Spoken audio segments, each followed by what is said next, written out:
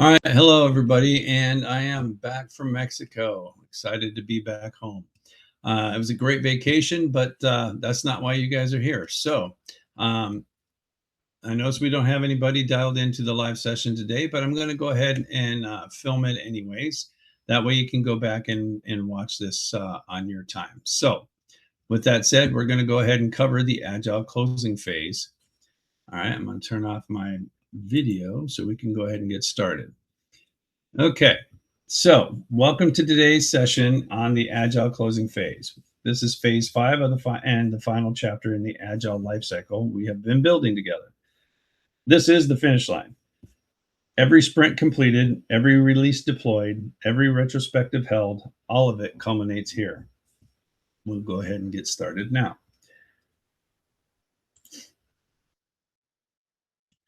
So here's our roadmap. We are going to start with Agile closing in lifecycle context and build the case for why it is never optional, even for canceled projects.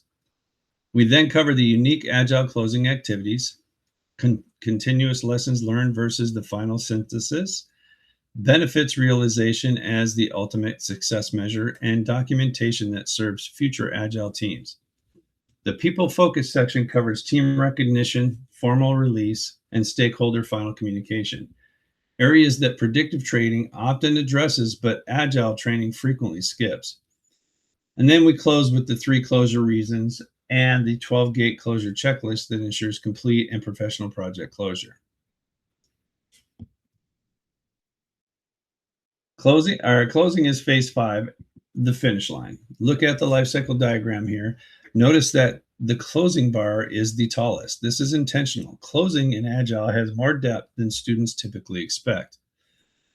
There are 3 critical connections to earlier phases here. First is closing validates the feasibility promise. In phase 1, we made a hypothesis about the business value this project would deliver. Closing is where we return to that hypothesis and honestly assess whether we deliver what we promised. This is benefits realization, and it is the most important closing activity. Second, closing preserves the iteration learning. Every sprint retrospective captured process insights. Every sprint review generated stakeholder feedback. Closing synthesizes all of this into organizational intelligence that outlasts the project team. This is why OPA updates in Agile are uniquely valuable. And third, closing honors the people. The Agile Manifesto value that states individuals and interactions over processes and tools. Closing is the formal moment to recognize that people who made the project happen. It is not a bureaucratic overhead, and it is the expression of Agile values in action. You got the PMI principle here at the bottom. Closing is never optional in Agile. Even canceled projects require lessons learned, OPA updates, and team release. The format may be lighter, but the obligation is identical to predictive closing. This is a critical exam rule that students frequently miss, so please don't forget that fact. Now we got 5 reasons teams must formally close every project, including canceled ones. Number 1, it realizes and confirms business value. Features delivered is a team metric. Business value realized is an organizational metric. Closing confirms whether the project actually generated the expected outcomes of revenue, cost reduction, efficiency, user satisfaction. Without formal closure, value realization is assumed rather than confirmed. 2, it preserves organizational intelligence. An Agile project generates unique institutional knowledge, things like velocity patterns, impediment categories, retrospective insights, stakeholder engagement discoveries. This knowledge only becomes organizational value when it is formally archived and made accessible. Without closing, it disappears when the team disappears. 3, it protects the team and the PM professionally. Formal acceptance documentation confirms that was delivered. Without it, scope disputes and liability exposure remain permanently open. The PM who closes a project without documented acceptance is creating professional risk for themselves and for the organization. Number 4, respects the team's contribution. And again, from the Agile Manifesto, individuals and interactions over processes and tools. A team that spent 6 months building something valuable deserves formal recognition, honest performance acknowledgement, and a proper organizational transition, not an informal, well, we're done, thanks. Skipping this disrespects those people who made the project possible. So please don't do that. Item number 5 is PMI Agile Practice Guide. Okay, you guys have that reference in the user group. The PMI Agile Practice Guide explicitly requires formal closure in Agile environments. The process is lighter. The obligation is identical, though. Any exam scenario that suggests that Agile projects can skip closure is presenting a wrong answer. So what happens in an organization where Agile projects never formally close? They just kind of fade out, right? So some common answers here that some of the students usually provide are things like you'll end up with unresolved contracts, missing knowledge, team members who feel undervalued, and repeated mistakes on future projects. Again, we really don't want to go down that road. We want to follow all the processes so we can be successful in our endeavor. And closing is an extremely important process. That's why we are keyed on this today. So let me highlight the most exam significant rows in this Agile versus predictive closing scenario here. So the first one I'm going to talk about is frequency. Predictive closing happens once at the project end. Agile closing is continuous. Each sprint and each release partially closes the work of that cycle. The final project closer synthesizes all the continuous closings into a formal organized record. Okay. Next is the lessons learned. This is the most important distinction. Predictive captures lessons at the end, often from memory, often incomplete, and often biased towards recent events. Agile captures the lessons every sprint via retrospectives while your memory is fresh. The final closure produces the synthesis, not the first capture. This means Agile's lessons are dramatically more complete and accurate. The next one we're going to talk about here is formal acceptance. Predictive uses a single formal sign-off document at the project end. Agile acceptance is ongoing. The product owner accepts stories every sprint review. The final closure confirms that the complete product meets the success criteria. This ongoing acceptance reduces the risk of surprise rejections at project closure. Whoops.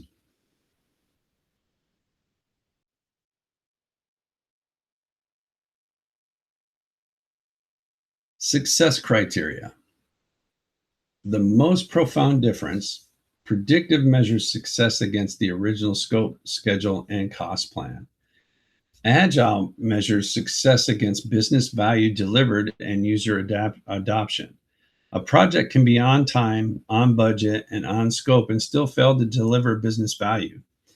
Agile success criteria catches this, and it keeps you from delivering something that they don't really want. Terminated projects. This is the next one we're going to talk about here, and that's your bottom row here. Both require formal closure. This is the most commonly missed exam point.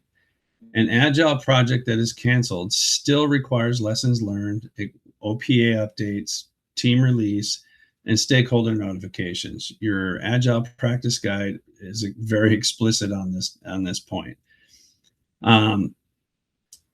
Here's your core difference. Predictive closing is an ending event. Agile closing is a synthesis of all continuous closing activities, plus a final formal certification of project completion. Now, the final sprint in an Agile project has specific structure that distinguishes it from earlier sprints. There are 4 steps here. Again, this is your final sprint closure and product handover. Step 1, complete your final sprint. The last sprint delivers its commitment increment with every story meeting the definition of done. There's no exceptions here. No, we'll finish it in maintenance, or if stories can't be completed to the definition of done, they are either completed in an additional brief sprint or formally deferred to the product backlog for future enhancement. Yeah, we don't do that. Okay. Step 2 is the final sprint review showcase. This is an expanded sprint review. It's more comprehensive than a regular sprint review. All stakeholders attend this one, including the executive sponsor and end users. The team demonstrates not just the last sprint's increment, but the complete product journey from the original vision through to the delivered solution. This creates shared pride and organizational awareness of what was accomplished. Step 3 is obtain that formal acceptance. Okay. The product owner and the sponsor formally sign off on the final product delivery. In Agile, this is not a dramatic moment. Ongoing sprint review acceptance has been building to this, but it must be formally documented with signatures or equivalent approval records. Step 4 is your product handover. The complete transition package is delivered to whoever it will support, maintain, or evolve the product going forward. Okay, so down here you can see it. It's kind of small, but you can see it here. You got why formal acceptance matter, right? So your right panel is the why acceptance matters in Agile. So even though a product owner has been accepting stories sprint by sprint, final form acceptance serves a distinct purpose. It creates the legal and contractual record of project completion. It protects against future scope claims and formally releases the project budget and team resources. Never skip this step, even when ongoing acceptance has been happening throughout the project. Okay. Now let's talk about lessons learned. All right, beyond the retrospective here. So lessons learned in Agile is fundamentally different from lessons learned in predictive projects, and it's better. So the Agile advantage in predictive projects, lessons learned happen once at project close. Your memory is imperfect. Recent events end up dominating the majority of your memory. Positive lessons are often omitted in favor of problems. The result, a document that captures the last 3 months better than the first 9. Okay. In Agile, lessons are captured every sprint via retrospectives. The insights are fresh, behavioral, and they're specific. The final project retrospective produces a synthesis of all sprint level learnings, a much richer, more accurate, and more actionable knowledge base. There's 4 levels of Agile lessons learned. The first one is your sprint retrospectives. That happens every sprint. It's the primary capture. You're going to capture process improvements, technical discoveries, team dynamic insights while they're fresh and specific. 2 is your release retrospective at end of each release. This covers the full release arc, what worked across multiple sprints, what release level patterns emerged. Then the next one, which is 3, is your final project retrospective. The comprehensive synthesis here is what would we do differently from sprint 1? What consistent patterns emerged across the entire life cycle? And then the last one is the fourth one is team health retrospectives. In longer projects, periodic team health checks surface interpersonal and organizational dynamics that sprint retrospectives may not fully capture.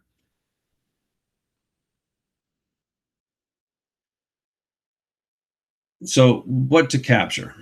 Okay, and that's over here on your right-hand side. So technical excellence findings, which engineering practices worked, Agile maturity progression, How did the team's agile practice evolve? Velocity and estimation accuracy.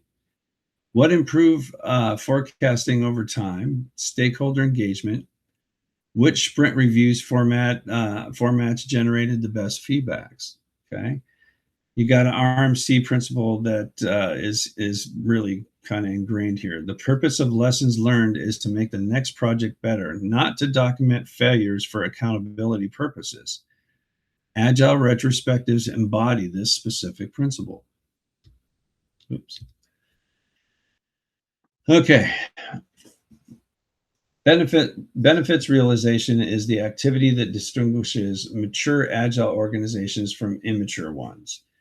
Immature teams measure success by velocity and story count. Mature teams measure success by whether the product actually changed the business outcome it was built to change. There are key 6 activities here. First one is compare against the epic hypothesis. Return to the epic hypothesis statement from feasibility. We will know this hypothesis is correct when measurable outcome, right? Did we hit the measurable outcome? Be honest, not defensive. If the hypothesis was not met, understanding why is more valuable than the outcome itself. Item number 2 here is measure actual user adoption. This is the single most important post-release metric. Did users actually use the product? Are they getting value from it? Adoption data cuts through all the feature delivery noise and tells the honest story of whether the product solved the right problem. Number 3 is validate business outcomes against the goals. Map each release to its original business objectives. Revenue impact, cost reduction, efficiency improvement, customer satisfaction scores. Did the quantified goals get met? Document both achieved and missed outcomes honestly. Number 4 here is capture unrealized value. This is often skipped. Identify features that were built but not adopted, or why business goals that were not met. Understand why value was not realized is organizational learning of the highest order. It improves future project scoping and feasibility analysis. Next is number 5, and that's document future value opportunities. The product's backlog contains items that were not built in this project, which have high value based on user behavior and production. Preserve this intelligence for the next project manager. And then finally, you're going to compare ROI or your ROI to feasibility projection. Return to the original business case or lean business case. What was the project ROI? What was that actual ROI? Honest comparison improves future feasibility projections across the entire organization. I've got another PMI principle here for you here. Its success in Agile is measured by value delivery to the organization and its customers, not by variance from the original plan. Documentation and knowledge management. So I'm going to quote from the Agile Manifesto here again, and it says, working software over comprehensive documentation. This is often misread as agile teams do not document. The correct reading is documentation that serves the work is valuable. Documentation that is created as organizational theater is waste. At closing, the question is, what documentation will future people need to use, maintain, evolve, and learn from this project? This documentation is valuable. Everything else is overhead, right? So there's 6 documentation types that we're going to discuss right now. First is the final product documentation. These are things like user guides, API documentation, admin guides, written for the people who use and maintain the system after the project team is gone. The test here is if a new support engineer joins 6 months from now, can they get up to speed from this documentation? Okay. Next is velocity and metrics archive. Complete sprint velocity history and context annotations. Invaluable. This is invaluable for future project estimating similar work. Format it for easy retrieval and comparison. Oh, damn finger on my mouse there is really touchy. Next is your lessons learned repository. All sprint retrospectives synthesized into the organizational knowledge base, organized by project type, technology, team size, and domain for maximum future reuse. Make it searchable. Next is your final backlog archive. Okay, this archive the complete product backlog, including deferred items and canceled epics. This documents not just what was built, but why certain items were not built. Context that the next PM on a related project will value enormously, trust me. Then we have the definition of done evolution we're talking about right here. Show how the definition of done strengthened from sprint 1 to project close. This provides a quality starting template for future teams and demonstrates the quality maturation journey that is possible. And finally is 6, risk and impediment history. What recurred, all right? What SM interventions worked? And this is organizational intelligence for future Scrum Masters assignment and risk planning. So again, you want to make sure you're hitting all of those topics and you're working well through those and you capture all that data appropriately. Next, we're going to talk about team recognition and formal release. In Agile, the team is the engine of value creation. The Agile Manifesto's first value is individuals and interactions over processes and tools, is most visually expressed in how the PM and SM, which would be your Scrum Master, close out the team's contribution. Again, there's 6 activities here.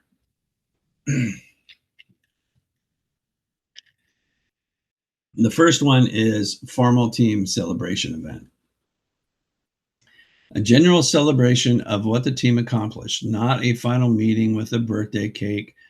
A real event, virtual or in person, that acknowledges the journey, the obstacles overcome, and the impact delivered to the users. The Scrum Master typically leads this. The PM provides the organizational stage. Next is your individual performance acknowledgement. Each team member deserves specific behavioral recognition. Not great job, but when you propose the refactoring sprint and sprint 6, you prevented the velocity collapse we would have experienced in sprint 8. That decision protected the project's delivery timeline. Specific behavioral recognition is memorable and it's meaningful. Next is performance evaluation and evaluations and records. Complete formal performance documentation before team members transition to new assignments. This protects them in future role decision and provides the Scrum Master and the product owner assessment data for the organization. Next, item number 4 is your skill development acknowledgement. Recognize how team members grew during the project. Technical skills development, agile maturity improvements, leadership moments. This data feeds individual development plans and helps the organization assign people to roles that match their demonstrated strengths. Number 5 is your formal organizational release. Per resource management plan, formal notification to functional managers, HR, and resource pools. The team is released from the project after all closing activities are complete, not when the last sprint ends. This is an exam rule here. Resources are released after closure, not simultaneously with final sprint completion. So please be aware of those questions. You're going to get one, I can guarantee it. You release your resources after closure has been completed. And then the last one is next assignment facilitation. So the PM and the Scrum Master should actively advocate for team members in their next assignment, provide references, recommended roles that match demonstrated strengths, This is servant leadership expressed through closing activities. Now let's talk about your organizational process assets, your OPAs, and how you update those in Agile.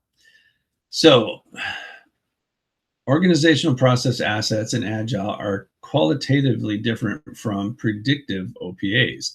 And in many ways, they're more valuable because they capture knowledge that no traditional project produces. So there's 8 Agile OPA types, and I'm gonna briefly cover what each one of them are. So Sprint Velocity Archive, the complete velocity history annotated with context. Why did velocity spike in Sprint 4? Because a senior developer joined. Why did it dip in Sprint 7? Because a major refactoring event. Future teams used annotated velocity to calibrate their own forecasts. Item 2 is team formation and norms templates.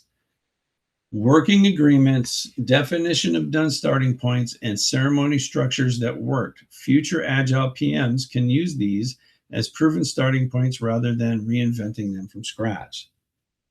Then we have item number 3, which is your lesson learned repository. This is the most valuable Agile OPA. You want to make it searchable product type, technology, team size, domain, and problem category. The organization's accumulated Agile intelligence. Next is your user story and estimation templates. Okay. Here, story formats, acceptance criteria patterns, and estimation reference points. Future teams can collaborate their story points against these historical anchors. Next is 5, which is risk and impediment patterns. What categories reoccurred most frequently? What organizational blockers were most common? What Scrum Master interventions were most effective? This is institutional impediment intelligence, and it needs to be captured. Next is your product backlog and roadmap archive. Final product backlog, including deferred items, things like release roadmaps and epic hypothesis results, provides continuity if phase 2 picks up where this one left off, those kind of things. Okay. Next is definition of done evolution.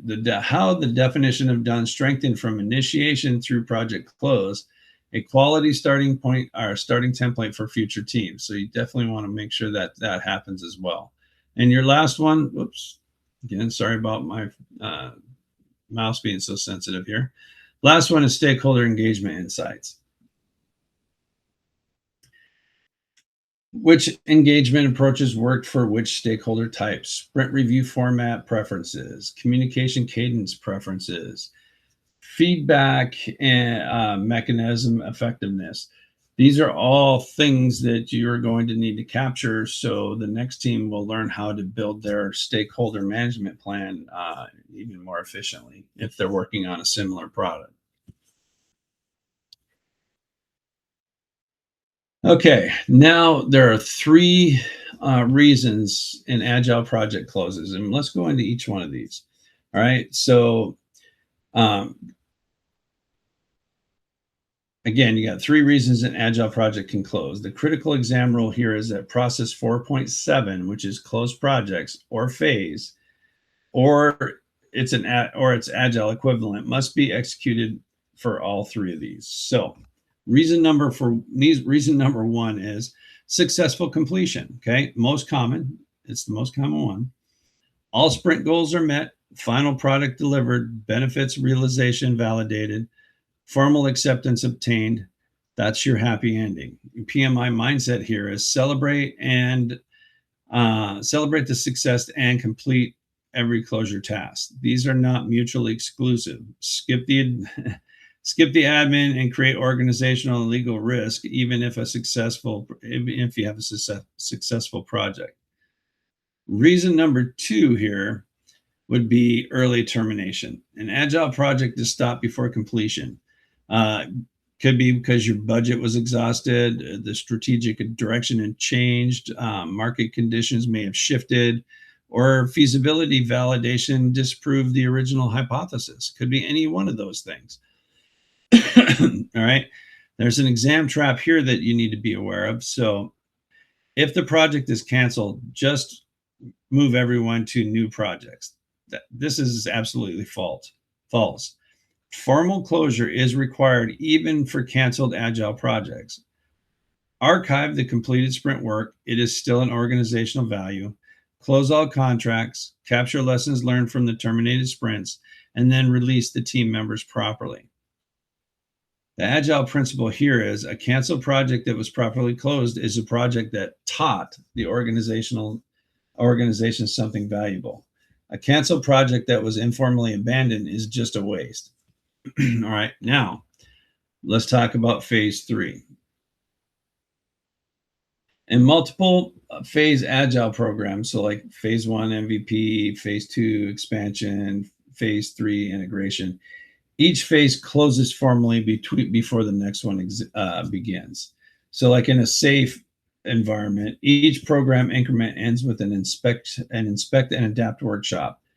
This is a form of phase closure at the PI level. Phase closure is distinct from sprint closure. It covers the full phase or arc with a more comprehensive retrospective and formal go, no-go decision for the next phase, okay? Now, there's an exam rule here that I want you to not forget, and again, that's down. All three of these kind of cover all this.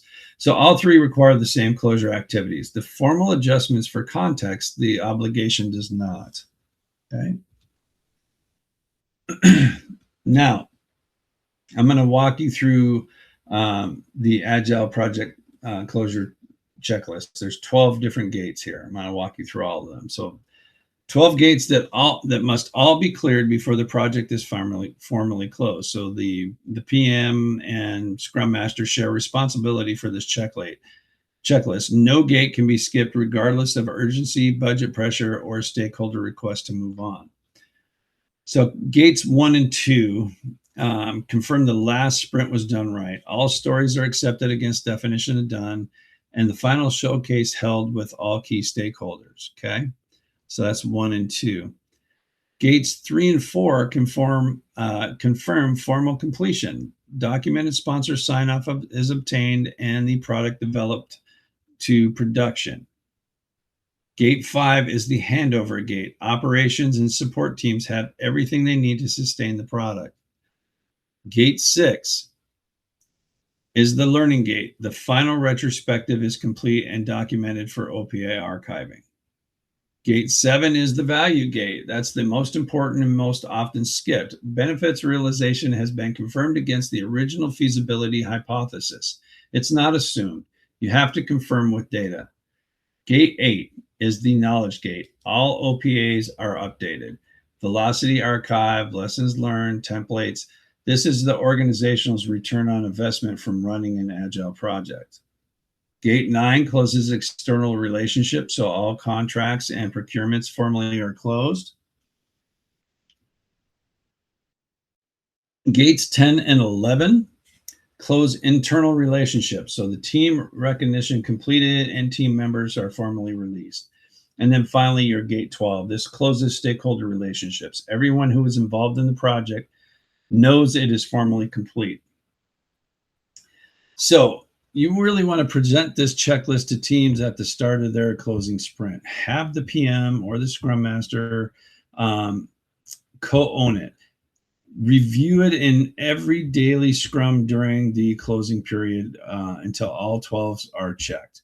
Any gate still open is an impediment to project closure.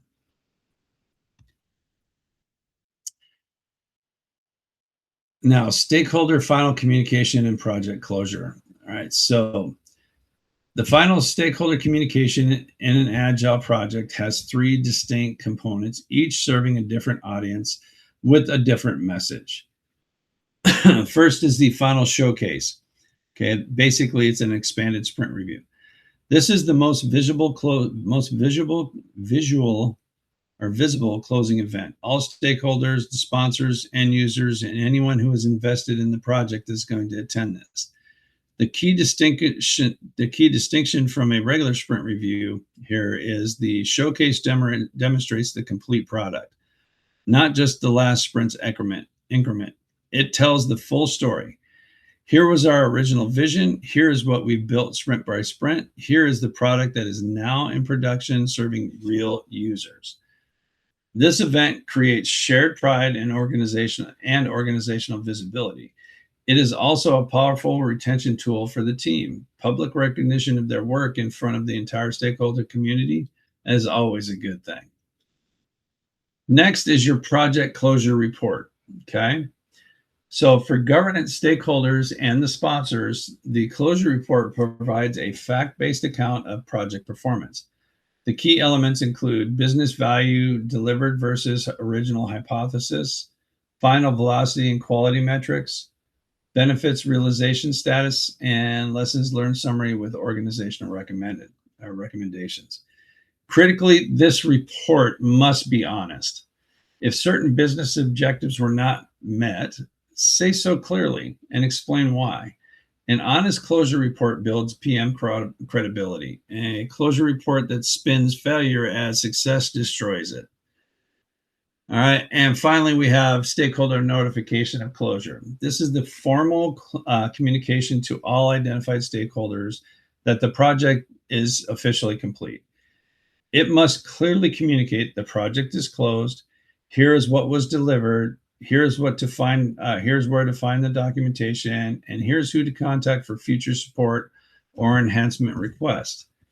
Without formal notification, stakeholders continue to treat the project as active, approaching project team members with questions, enhancement requests, and bug reports that should go to the support organization. Okay.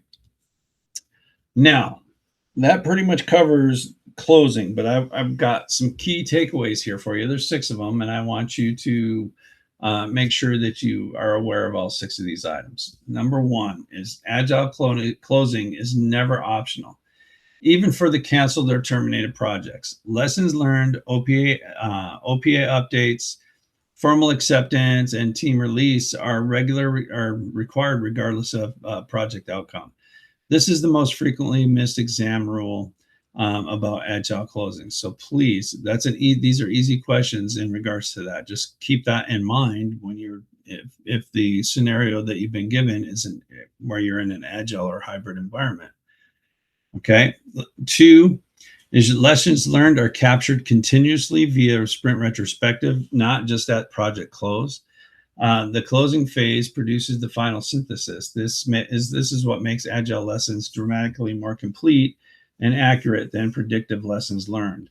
Okay, so you've got a lot more key items that are thrown in there that are more relative than somebody trying to remember lessons learned from 2 years ago when the project started. So the fact that we're continually bringing in lessons learned in agile is definitely a key difference between the two project types. Number 3, benefits realization is the ultimate agile success measure. Did the project actually generate the expected business outcome? Return to the epic hypothesis statement from feasibility and measure honestly. Features delivered in a team is a team metric. Value realized is the organizational metric. Okay. Number 4 is you have 3 closure regions, right? 1 is successful completion, 2 is early termination, and the third one would be your phase completion. All require full formal closing, including OPA updates, team release, and stakeholder notification. I guarantee you're going to see a question or 2 on that on the exam. So be aware. Okay, agile OPAs are unique, which is number 5. So velocity history, team health data, retrospective intelligence, definition of done evolution records. These are invaluable to future agile teams. They only exist if we do the work of archiving them at closure. Okay. And then the last one, the PM and the Scrum Master actually share closing responsibility. So the PM handles the governance, acceptance, contracts, and OPA updates. The Scrum Master facilitates the final retrospective team recognition ceremony, and knowledge transfer activities. All right, so full life cycle reflection here is you have now completed the full Agile life cycle series. Take a moment to reflect on the journey from feasibility through closing and how each phase built on the one before it. Agile is not a collection of disconnected practices. It's a coherent life cycle designed to maximize learning and value delivery. Now, from Rita Mulcahy's perspective here, I want you to think about this. Agile closes better than it starts because by closing time, the team has learned everything they need to know about how to do this right. Okay. All right. So that brings us to the end of today's session on the Agile closing phase and to the completion of the full Agile Lifecycle series from BMT Consulting. So over these sessions, we have covered the complete Agile journey. So feasibility, this is this idea worth pursuing? Initiation is how do we organize to pursue it? Iteration is build it sprint by sprint with inspection and adaptation. And release, deploy it and generate real business value. And then finally, closing, confirm that value, preserve the knowledge, and honor the team. So there's 3 quick reminders here before I'll finish here. First is for the PMP exam.